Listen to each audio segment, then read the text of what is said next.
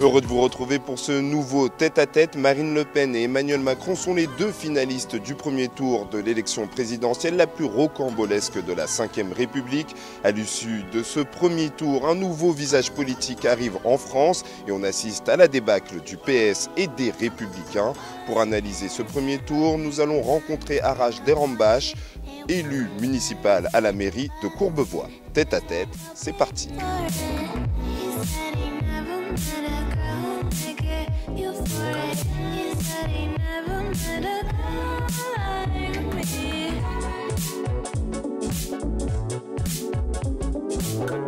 Bonsoir. Bonsoir Osman. C'est un petit peu la débâcle là pour les Républicains. Premier tour, Macron et Marine Le Pen. Qu'est-ce qui se passe chez les Républicains? Vous aviez un boulevard. On avait une autoroute à 6 voies et on a réussi à faire l'exploit de perdre une élection qui était imperdable pour plusieurs raisons. La première, d'abord, on avait le pire candidat qui puisse exister. Quand on se revendique du général de Gaulle et quand on amène la religion catholique pour se donner une certaine éthique et une belle image, il faut se permettre de se revendiquer de toutes ces valeurs-là. Et François Fillon, à mon sens, n'a pas respecté les valeurs auxquelles il se référait. Avant de rentrer aux primaires, il faut scanner les candidats. Et il y a une erreur sur la marchandise. Du fait qu'il arrive avec sens commun, par exemple? Mais sens commun, c'est encore autre chose. C'est une pièce rapportée pour moi. Mais en réalité, pas vraiment, puisque au départ, sens commun était avec Nicolas Sarkozy. Mais lorsque Nicolas Sarkozy a dit qu'il ne reviendrait pas sur la loi sur Manif pour tous, il l'a dit.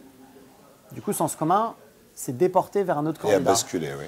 C'est déporté vers François Fillon. Du coup, l'élection, les primaires, c'est joué là-dessus, sur ce point-là. Il y a des centaines de milliers d'électeurs provenant de Sens commun qui ont fait basculer l'élection des primaires en faveur de François Fillon au détriment de Nicolas Sarkozy et d'Alain Juppé. Et qui ont aussi sauvé sa tête au moment où il est au Trocadéro. Absolument. François Fillon était dans la main de Sens commun. La réalité, elle est là. C'est que quand je dis qu'il y a une perte idéologique, et surtout une erreur sur la marchandise, c'est pas sur la personne de François Fillon que je respecte. C'est que la ligne politique n'était plus la même qu'au départ. Mais là, il y en a plusieurs qui se battent donc. Parce qu'aujourd'hui, il y en a plusieurs qui donnent leur voix à Emmanuel Macron, mais il y en a aussi beaucoup qui tendent vers Marine Le Pen. Et ça, c'est compliqué, non? Ça, c'est autre chose, Osman. Là, ce dont vous me parlez, c'est quelque chose en fait, qui est de l'ordre en fait, des valeurs et du combat idéologique. Nous, d'abord, à droite, il y a plusieurs courants. Il y a le courant filloniste, le courant sarkozyste, le courant lemériste, le courant juppéiste, on a les libéraux, on a les patriotes, les Européens convaincus. Et de l'autre côté, on a des électeurs qui ne sont pas militants, qui ne sont pas encartés républicains, mais qui ont une identité, un ADN de droite ou du centre droit. Les Français aujourd'hui ont dit la chose suivante, ils ont dit voilà, nous ne voulons plus de candidats qui ne respectent pas les valeurs et qui se détournent du message initial que nous voulons vous envoyer. Alors, qu'est-ce que vous pensez de vos collaborateurs, des autres personnes au sein du parti qui, aujourd'hui, dans la débâcle, ils vont voir Emmanuel Macron, ce qui peut poser aussi des problèmes pour l'image dans les législatives, et l'autre parti, comme Christine Boutin, qui dit clairement « votez FN ». Est-ce que là, c'est pas le retour du bâton à partir du moment où Sarkozy a siphonné le FN et qu'il n'a pas tenu ses promesses? Aujourd'hui, c'est le FN qui vous siphonne. Je ne fais pas partie de cette classe politique-là et de cette génération-là qui est dans les stratégies politiciennes. Moi, je suis dans l'action concrète depuis 3 ans. Je suis conseiller municipal depuis 3 ans. L'action politique sur laquelle nous nous sommes battus, le gaspillage alimentaire, a permis la distribution de plus de 10 millions de repas pour les démunis en France en 2016. L'action concrète, elle est là. Nous investissons sur l'avenir, nous investissons sur les fondamentaux, c'est-à-dire la faim, la soif. Ça, c'est de la politique. Lorsqu'on va sur des petites stratégies politiciennes, les Français, ils n'en veulent pas. Et je vais même aller plus loin que ça. Pour siphonner le FN, il ne faut pas aller sur des thèmes qui divisent. Il faut faire son travail, il faut être efficace, il faut respecter les valeurs, il faut faire respecter surtout une chose que l'électeur de droite et du centre demande et exige, c'est le droit les devoirs et les obligations. Si vous ne faites pas appliquer ces deux principes du devoir, c'est-à-dire l'obligation pour chacun de respecter la loi et des obligations et des droits donc pour chacun, vous créez une France à deux vitesses et de l'injustice. Et les Français, beaucoup, se sentent aujourd'hui dans une situation d'injustice. J'ai une petite question pour finir cette partie. Vous avez commencé à l'UDF, je ne me trompe pas, les Républicains aujourd'hui. Oui. Donc vous n'êtes pas quelqu'un qui est à l'extrémité de la droite, très clairement. Vous ne suivez pas Sens commun. Pourquoi aujourd'hui vous n'iriez pas dans le parti d'Emmanuel Macron? Parce que idéologiquement, je suis pour une forme de cohérence intellectuelle. Et quand bien même, en fait, les lignes ont bougé, je ne crois pas, clairement, à la dissolution des partis de gauche ou droite. Les lignes ont bougé, l'idéologie a bougé, mais néanmoins, il y a une chose très importante, c'est que c'est le candidat qui a été discrédité. C'est François Fillon qui a perdu. Ce ne sont pas les Républicains qui ont perdu. Ce sont les candidats, de gauche et de droite notamment, et je pense réellement qu'il va falloir écouter et être efficace aujourd'hui comme élu. Il y a encore de l'avenir pour la politique en France. Tout le monde n'est pas pourri. Tout le monde ne fraude pas. Il y a des gens encore qui œuvrent pour l'intérêt général. Moi, j'en connais.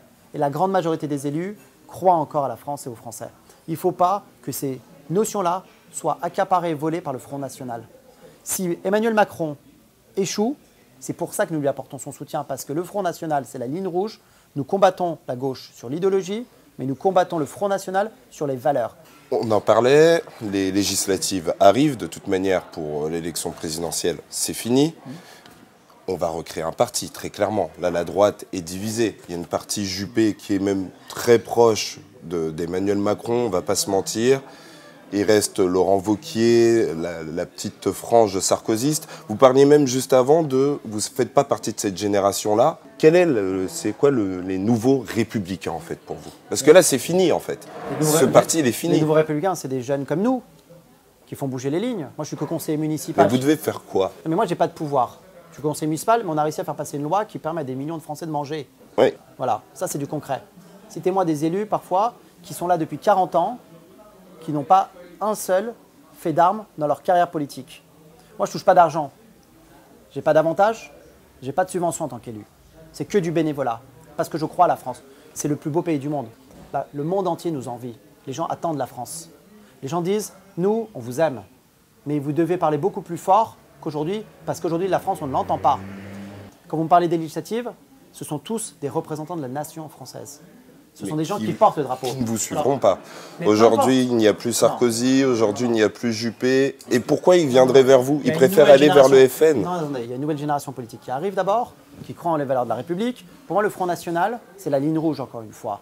Le Front National, c'est l'histoire, c'est une certaine histoire de la France. C'est le banquet de Rivarol. Ce sont des gens qui sont royalistes, que je respecte, mais ce ne sont pas mes valeurs. Mais qui pourraient revenir. Ce sont des gens qui remettent en cause les chambres à gaz. Ce sont des gens qui mettent des Arabes et des Noirs juste parce qu'ils ont une couleur de peau différente dans la scène. Ce sont des gens qui valorisent en fait une catégorie par rapport à d'autres catégories. Moi, je ne suis pas dans cette ligne-là. Pourquoi on ne vous entend plus? Osman, vous m'entendez là? Pourquoi on ne vous entend plus dans les urnes? Vous allez m'entendre, moi et beaucoup d'autres. On arrive. Pour moi, la chose la plus importante, c'est le concret. Tant que vous n'êtes pas concret et que les Français ne perçoivent pas un intérêt général et complètement déconnecté de l'intérêt privé, les Français vous font confiance. Et c'est comme ça que vous siphonnez le Front National. Le Front National n'a aucune existence si l'élu fait son travail sérieusement et porté vers les autres. Pour moi, tout ça est une tartufferie. Il faut arrêter de croire qu'on arrivera à siphonner le FN parce qu'on dira que les Noirs et les Arabes et les Maghrébins ou je ne sais pas qui d'autre doivent être dehors. Il faut faire appliquer dans ce pays, avec une fermeté absolue, les obligations et les devoirs. Tous ceux qui foutent la merde ou qui fraudent, il faut qu'ils soient punis. Et ça vaut pour le bas comme pour le haut. Il ne doit pas y avoir un sentiment d'impunité dans ce pays. Donc il faut les virer, il faut qu'ils disparaissent, cette classe politique-là. Il faut juste que la justice passe. Il faut que la justice passe pour les mêmes personnes. Il faut qu'il y ait les mêmes droits pour le monde. Le plus important, c'est de remettre à plat le système français sur l'injustice. En 2006, vous écriviez un livre qui s'intitulait « Comment peut-on être de droite aujourd'hui ?» En 2006. 11 ans plus tard, votre livre, on le remet sur la table, rien n'a bougé. Rien n'a bougé, clairement. Si, légèrement, vous aviez parce une idée qui est bonne ou mauvaise, mais ce que vous aviez déjà imaginé, on le retrouve aujourd'hui. On y est. Ce livre, en fait, c'est un Candide qui s'interroge sur ce que c'est qu'être de droite, parce qu'en fait, ce Candide, en fait, se voit... Avec ce côté plus social, oui, mais plus vers les gens. Le Candide qui parle dans cet ouvrage, qui est moi, en fait, en l'occurrence, parce que j'avais 25 ans dans cet ouvrage, se voit se reprocher le fait d'être de droite. Moi, je suis fier d'être de droite. Je crois, par exemple, à la méritocratie. Je crois au fait que le travail puisse émanciper un être humain. Je crois que la façon dont on imagine l'Union européenne peut être solidaire, fraternelle, tout en ayant des frontières. Il faut savoir réguler tout ça. Le problème aujourd'hui, si vous voulez, c'est que les notions, elles ont explosé par rapport à une classe, notamment une certaine classe politique qui était incompétente. Pour moi, une classe politique compétente, c'est quoi? C'est que vous avez un mandat, et je crois au non-cumul des mandats, qui n'est pas assez transparente. Le patrimoine, par exemple, d'un député ne peut pas être consulté facilement. Eh bien, cet élu va cumuler des emplois, va cumuler la rémunération et des indemnités, a une trop grande proximité avec des lobbies et avec des conflits d'intérêts qui ne doivent plus durer. Là, clairement, vous parlez plus ou moins du programme de François Fillon. On peut se le dire franchement, c'est bon, c'est fini, il ne gagnera plus. Non, mais il y a François Fillon, mais il y en a d'autres. Moi, par exemple, les costumes, pour moi, c'est inadmissible. Pourquoi c'est inadmissible? Mais pourquoi on ne vous a pas entendu parler sur ce sujet à ce moment-là, comme d'autres? Je ne voulais pas, je me suis exprimé le 1er février, et c'est tout. Je ne voulais pas perturber la campagne de quelqu'un. Je ne suis pas malveillant, je ne suis pas là dans le parasitage. Je me suis juste retiré, moi, de mon militantisme et de ma campagne le 1er février, parce que j'ai vu François Fillon ouvrir systématiquement des portes lorsqu'il se justifiait, et à chaque fois, il mettait la poussière sur le tapis. Je reproche une chose, Osman, je reproche juste une chose, c'est que ce système français doit se calquer sur les pays anglo-saxons et scandinaves. On doit scanner un candidat avant qu'il entre en campagne. Pour une raison très simple. Lorsque vous êtes un élu, vous n'êtes pas un citoyen lambda. Vous gérez l'intérêt général. Et il y a un exemple à donner. Il y a un exemple à donner, plus que quiconque. Là, vous imaginez, François Fillon a tenu ce discours, comme d'autres l'ont tenu avant, comme Cahuzac, Thévenoud et d'autres. Mais qu'est-ce qu'on va avoir comme image derrière dans la population lorsqu'on va venir dire « Non mais cette fois, on vous promet, nous, on est honnête ». Vous imaginez le tous pourri, ce qui dure? On en arrive à un point dans cette campagne où, quand je disais, moi, par exemple, je ne peux pas soutenir François Fillon parce que je me fais critiquer, et ben les gens me disaient « Mais de toute façon, vous savez, monsieur, tout le monde escroque, tout le monde est pourri ». Non, tout le monde n'est pas pourri. Tout le monde n'est pas pourri. Les législatives arrivent et ce qu'on peut entendre de la part des gens, tout simplement, c'est que si, et vous êtes beaucoup, on vous entendait en off, ne pas être avec François Fillon, très clairement, et pourtant vous l'avez laissé y aller quand même. Est-ce que vous n'avez pas peur pour les législatives, vu que les gens se disent qu'en fait, même quand vous avez vos convictions, vous laissez une personne qui a quand même une présomption d'innocence, mais aller jusqu'au bout et se prendre un mur? Il y a un temps pour la justice et il y a un temps pour la politique et les élections. Cette campagne a été parasitée par les affaires, en tout genre, entre le Front National, entre François Fillon et d'autres. Moi, je fais une proposition très simple. Un candidat qui se présente à l'élection présidentielle doit être scanné de A à Z. C'est malheureusement la dure loi qui doit s'appliquer aujourd'hui. Il y a un précédent, c'est cette élection. La deuxième chose très importante, c'est que si vous voulez faire de l'argent, ne faites pas de la politique. Ceux qui veulent venir faire de la politique, sachez qu'il n'y a pas d'argent à gagner. Il y a des indemnités, mais c'est tout. Voilà. Mais vous vous consacrez à votre pays. Et là, on n'est plus dans une histoire de droite ou de gauche, Osman. On est dans une histoire de conception de la République française, qui pour moi passe au-dessus de tout. La France, et ce n'est pas simplement le gaullisme, c'est toute une histoire. Ce sont des gens qui ont construit le pays, il y a des gens qui se sont tués, il y a des femmes qui se sont battues pour les droits. On voulait remettre en cause l'IVG, par exemple, cette campagne. La peine de mort, ou d'autres sujets. Vous croyez que moi, à 35 ans, en 2017, on a du temps à perdre pour ces sujets-là? Moi, en 2017, pour cette campagne, j'aurais voulu savoir comment on allait être projeté vers le XXIe siècle. Est-ce que la France et le continent européen allaient permettre un mieux vivre ensemble et simplement la recherche du bonheur?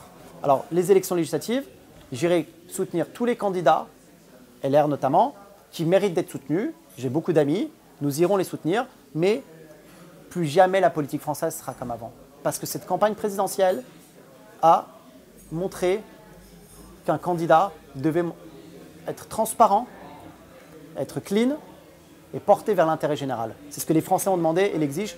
Et la vie politique française, à mon sens, change avec cette élection qui vient de passer. Eh bien, merci. So how can you explain this outrage?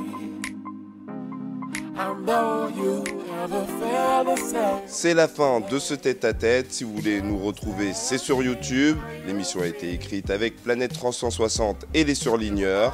Et moi, je vous dis à bientôt.